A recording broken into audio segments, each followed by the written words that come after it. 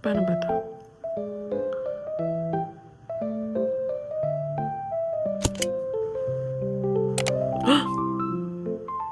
Ay, pak! Sa mga hirap na hirap gumawa ng wing sa kanilang pie, meron akong ginawa sa mata ko ngayon. Easy na lang yan, guys. Easy. Pak, tingnan mo. Wow! Oh, etong sekreto.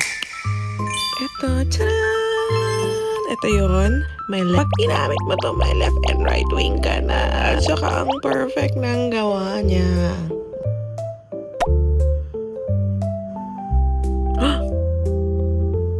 Ay, pak! Dito naman sa kabila.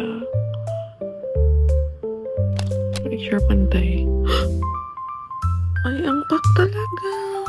Ang galing.